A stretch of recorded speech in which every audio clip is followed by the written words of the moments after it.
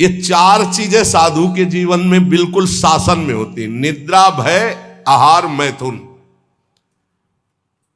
भय नहीं होता साधु को। साधु का मतलब होता है भगवत मार्ग के पथिक, चाहे गृहस्थ हो चाहे विरक्त हो। और नींद पर बहुत शासन होता है और आहार पर बिल्कुल विजयी होता है वो।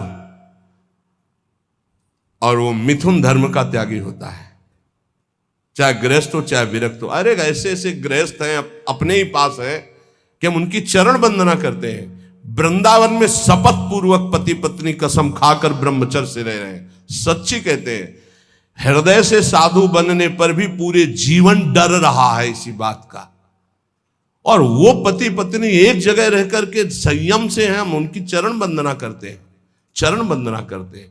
कोई भी जगत का महात्मा इस बात से डरता है कि संयोग ना हो। वो संयोग में पड़े हैं, एक ही घर में रहते हैं, ज्यादा जगह नहीं तो हो सकता है कोई एक ही आसन में रहते हो, लेकिन बलिहारी कसम पूर्वक ब्रह्मचर्य। और यही नहीं, बाहर भी रहते हुए ऐसे शिष्य है, तब ये लगता है कि भगवान की कृपा अमोघ है, क्या नहीं कर सकती। और आप लोग तो बैरागी हैं। निद्रा और आहार जुक्ति सो धीरे सो कछु घटावे। धीरे धीरे घटाना चाहिए। नींद और आहार, देखो संतों ने कहा है, निद्रा और आहार जुक्ति सो कछु घटावे।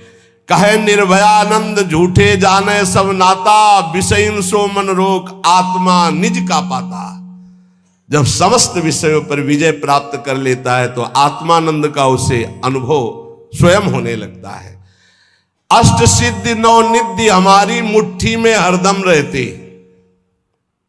ये नाम जापक, ये सांसारिक लाभ की तो बात जाने दो। अष्ट सिद्धि नौ निधि हमारी मुट्ठी में हरदम रहती, नहीं जवाहर सोना चांदी त्रिभुवन की संपत्ति चाहती। भावे ना दुनिया की बातें दिलवर की चर्चा सहती, ललित किशोरी पार लगावे माया की ये सरिता बहती। राधा राधा राधा, सब सिद्धियां सब लाभ आपको प्राप्त है। जो नाम जापक अपने कर्तव्य को भगवान में समर्पित करता है, वो कैसा सिद्ध महापुरुष हो जाता है। जगत गुरु भगवान श्री कृष्णचंद्र जी गीता जी में महापुरुष की स्थिति का वर्णन करते हैं।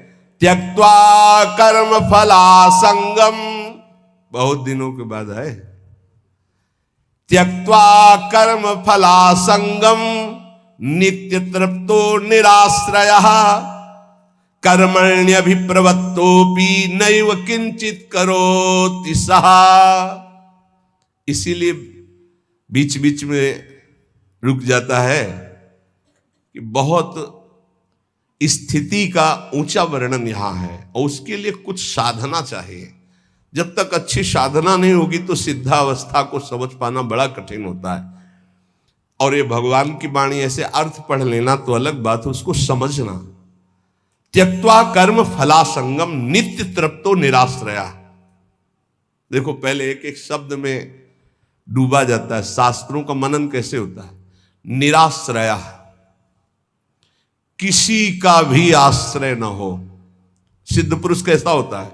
निराश्रित होता है, एकमात्र अपने स्वरूप में स्थित या भगवान में स्थित, सब अन्य आश्रय रहते। और यहां एकमात्र भगवान ही का आश्रय नहीं और सब आश्रय है। देख लो अंदर से। सिद्ध पुरुष कहता होता है नित्य तृप्तो, कभी कोई चाह ही नहीं होती। जैसे गले तक छका हो फिर उसको कुछ भी नहीं। नित्य तृप्तो, त्यक्त्वा कर्म फलासंगम, किसी भी कर्म की कोई भी फल की आशा नहीं रहती। कर्मण्य भी प्रवृत्तोपि नैव किंचित करोति सः, अच्छी तरह कर्म करता हुआ भी वो किसी कर्म का कुछ फल नहीं चाहता। स्वाभाविक केवल भगवत प्रेरणा से कर्म हो रहे हैं, उनके कोई फल की इच्छा नहीं, क्योंकि जो सब कर्मों का परम फल है वो भगवान का साक्षात्कार उनको प्राप्त हो गया है। ये सिद्ध पुरुष के लिए श्लोक गाया गया है।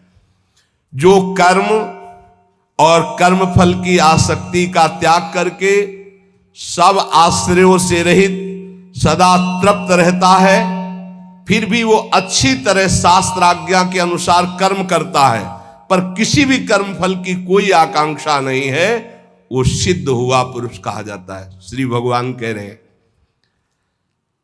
लेकिन यहां उल्टा है, अगर हम कोई भी कर्म करेंगे तो पहले हमारा जो सोच होगी वो उसके फल पे होगी। ये सोच नहीं होगी कि हमारा धर्म है इसका पालन करना। कोई भी कर्म बिना फल की आकांक्षा के आप शुरू ही नहीं कर सकते। सोचना जरा, कोई भी कर्म करेंगे तो इसका फल क्या होगा, ये हम साधक के लिए कह रहे हैं। जो विषयी है वो नहीं सोचते, जो सिद्ध है वो नहीं सोचते। दोनों बात समझना, जो विषयी है वो नहीं सोचते कि इसका परिणाम क्या होगा, जेल मिलेगी कि दुर्गति होगी कि नरक जाएंगे कि शरीर नष्ट हो जाएगा, ये कुछ नहीं सोचते। जो सिद्ध है वो पूर्ण तृप्त है, इसलिए केवल शास्त्र सम्मत कर्म करते हैं, वो फल की आकांक्षा या फल की सोच ही नहीं रखते। जो बीच में है, ना पूरे विषयी है ना पूरे साधक है, वो पहले फल सोचते हैं। परिक्रमा का क्या फल होगा, सत्संग का क्या फल होगा, यह करेंगे तो इसका फल क्या होगा। फल पर दृष्टि रखने वाला अध्यात्म को धारण नहीं कर पाता है। भगवान कह रहे कर्मण्येवाधिकारस्ते, तुम कर्म से केवल अपना अधिकार रखो, फल के ऊपर नहीं। फल में सुख दुखे समय कृत्वा लाभा लाभो जया जयो, जय या पराजय, लाभ या हानि, सुख या दुख, इसमें समान भाव रखो। यह अध्यात्म, और यह तो सिद्ध पुरुष का लक्षण है। अब यहां ध्यान देना है,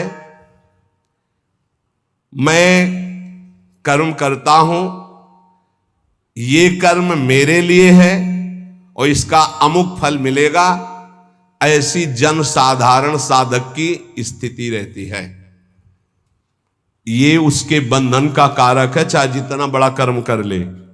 ध्यान से सुनना, ये गीता जी है। ये मैं कर्म कर रहा हूं, इस कर्म का मेरा ये फल होगा, वो कर्म फल का और कर्म कर्ता बनने के कारण चाहे जितना ऊंचा कर्म करे वो बंधा ही रहेगा, मुक्त नहीं होगा। भले शुभ कर्म किया तो देवलोक जा, तपलोक जा, पर आना तुझे मृत्यु लोक में ही पड़ेगा। लेकिन जो सिद्ध महापुरुष होता है, परिक्रमा चलो स्वाभाविक, उसको कोई लक्ष्य नहीं कि इसका फल क्या होगा। इसका अच्छा अटल्ला चुंगी से मुड़ गया, उधर पूरी नहीं हुई, कोई उसको शोक नहीं है, ना कोई लाभ है ना कोई हानि है, स्वाभाविक कर्म हो रहा है। क्यों? क्योंकि उसने अपनी इंद्रियों को, अपने मन को अधीन करके परमात्म तत्व की स्थिति प्राप्त की है। अगर इंद्रियां और मन पर विजय प्राप्त नहीं की तो जीवन मुक्त होते हुए भी दुर्गति को प्राप्त होगा।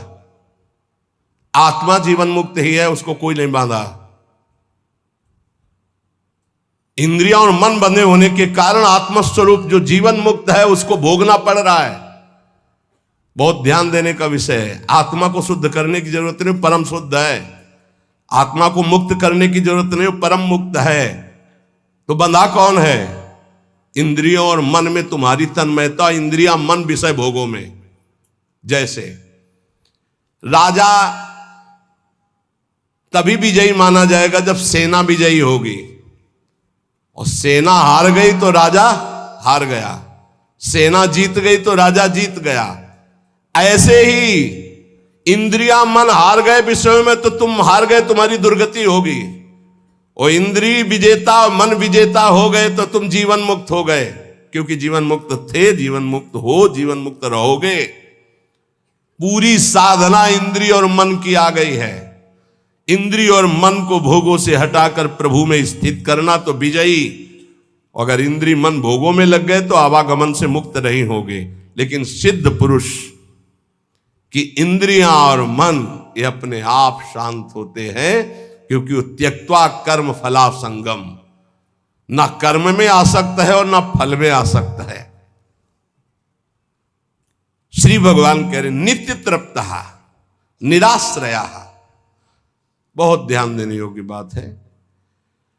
जो निरंतर नाम जप करता है, लीला गायन करता है, उसमें सुख का अनुभव करता है। ध्यान रखना, आप जब कीर्तन करते हैं तो आप आनंदित होते हैं अंदर से, या आपका लक्ष्य होता है कि महाराज जी सुन रहे इसलिए मैं बड़ा आलाप लू लंबा? ध्यान देना, आप प्रियाजू को पुकार कर आनंदित हो रहे हैं, या आप ये देख रहे हैं कि 4 लोग हम बहुत अच्छा गा लेते हैं, ऐसे भाव बदल गया। ध्यान रखना, अगर आप आत्मानंद के लिए गा रहे हैं मेरी लाडली मेरी प्रियाजू, तो आप उसमें तृप्त होंगे। उसकी तृप्ति आपको विषयों से विजय दिलाएगी। ध्यान देना, कथा सुनना, कथा करना, नाम जप करना, नाम कीर्तन करना, सेवा, इन सब से आत्मसुख की प्राप्ति होती। स्वांता सुखाय तुलसी, इस आत्मसुख के बल पर हम विषयों से विजय प्राप्त करते हैं।